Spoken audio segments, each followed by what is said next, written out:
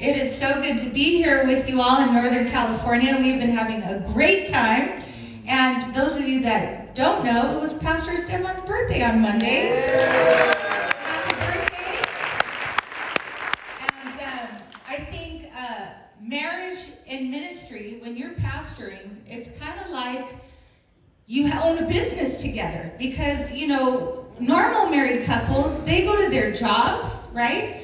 And then they come home and see each other in the evening. But when you are doing ministry and marriage, this is full time. And it can spill over into every area of your lives. In fact, your kids are impacted by your ministry. Good. Your household is impacted by your ministry. The time that you spend, releasing one another to different areas to build the kingdom of God. And it can be a difficult thing to manage the two together, because you don't want either one to suffer. You don't want your ministry to suffer, and you certainly do not want your marriage to suffer. And I think in our early years, you don't want to come join me over here. I feel like this was a surprise to me right now. But I feel like in our early years, our challenges were finding our chemistry together. That's good. Finding your chemistry together. Wow. He had been single, serving the Lord for how many years? Doing ministry. Okay, wait, you caught me up, girl. I'm interviewing you now. Okay, how many years single were you doing ministry? 10 years. 10 years already on his own. And when we got married, I believe I was 2 years saved. So I became the pastor's wife of the mother church. Wow. When I was probably about 3 years saved. So we had a lot of whoa. I had to come up to a high level. Wow. He had to he discipled me to a whole nother level. And you know, how many of you know that could also get in the way of your marriage? Because, you know, not only are we co-laborers, I am his helpmate, but now he's my discipler. So there has to be a learning process where two are becoming one, right? Worlds collide. His single world collided with my young Christian world. And we had rocky roads in the beginning, learning our chemistry in ministry. And me discovering my gifts, you helping me along the way. And I would say we have a pretty good chemistry flow now. I feel like I love being his helpmate. I love being his helpmate. And I couldn't always say that. I couldn't always say that. And now I feel like we are a good ministry team. And I think that's what couples long to be, a good ministry team. Not you're doing your thing and I'm doing my thing. And, you know, you do it your way and you can do it, you know, your way. But no, powerful teams in ministry where you're really able to make some advancement together. We want to just build each other up too. You know, edifying one another. Always looking for the strengths in your spouse. Look for the strengths. We always know their weaknesses. Sometimes you can harp on a weakness, it makes it worse. Then they start feeling weak. And before you know it, they're not just the weaker vessel, but they're the weakest vessel. Wow. Come on, Pastor. And before you know it, now you're trying to motivate them to get with you. But now you've already down them too far. Now it's hard to revive them again. Because they're damaging them. You're damaging their emotions, their drive, their excitement, their passion. So it's always better to look at the positive, build on that.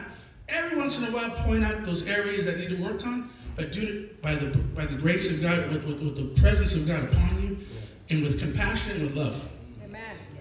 Let's take about 3 more minutes on this. Go ahead. Because I don't want to not the rest of them to get what I have here too. But I think it's good stuff, right, guys? Yes.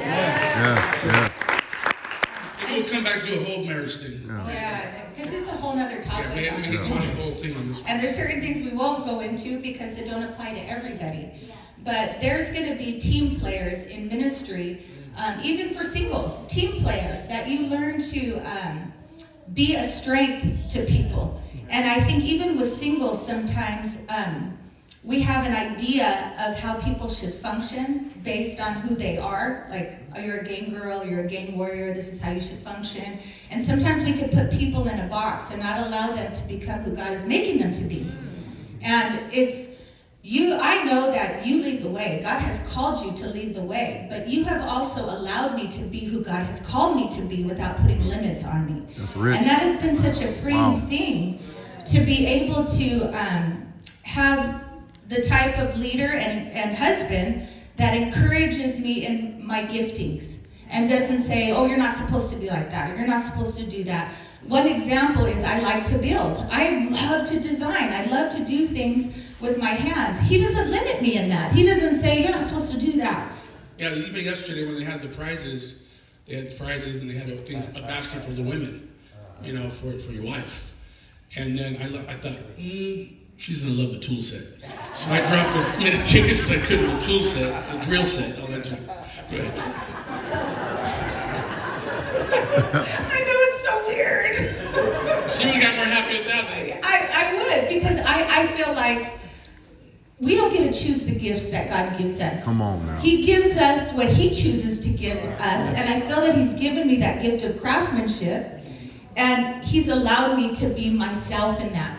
And it's helped to build His ministry. So I have been able to be a helpmate in developing the gifts that God has given me and to be free in that. And I believe that God has given the wives gifts that will help build your ministry if you allow their gifts to develop and be who God has called them to be. It will be a benefit to your ministry in the long run. And we don't compete. I think it's important that, you know, we all get into discovering our personal gifts, right?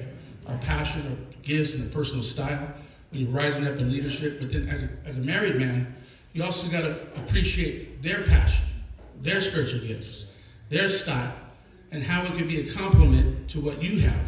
Instead of a competition or friction, it becomes a blessing. Before you know it, you're a power team now. You are a power team. Instead of like, you come with it. You got to go this way. You force it, it's not going to work. You can't force it. You just got to help them find their lane, let them run in that lane, and see how we can both work together to build the church or build the ministry we're called to build. Yeah, I love that. That is so good. I'm trying to think of the things that we bumped heads on in the beginning, and a lot of it was unwillingness to hear each other out. Wow. I think a lot of bumping heads in the beginning of understanding one another in ministry is you have an idea of how things should be, and you're not open to hear one another. We started getting more breakthroughs when we would just listen to each other and have dialogue back and forth that helped us to become more one, more united, more of a team, where I understood where he was coming from and why he saw things a certain way and vice versa. And it really helped us to become one. That's right. And one thing, we'll leave you with this on this subject, is when you make that vow at that altar, you say, till death do us part. I meant that. Come on. And we killed the divorce thing in the early days. She came from a divorce family. There was a line of divorces. But I said, that's not my family. We killed it right away. Yeah. And ever since that first or second Come time on, she said Pastor. it, she said it's gone. Come on, Now we're Pastor. going on 22 years Come on. in July 4th. Any last words before you go? How many of you like that part? Man. Spontaneous. Okay, I think that's it. It's a whole nother We could do it a whole seminar. thing.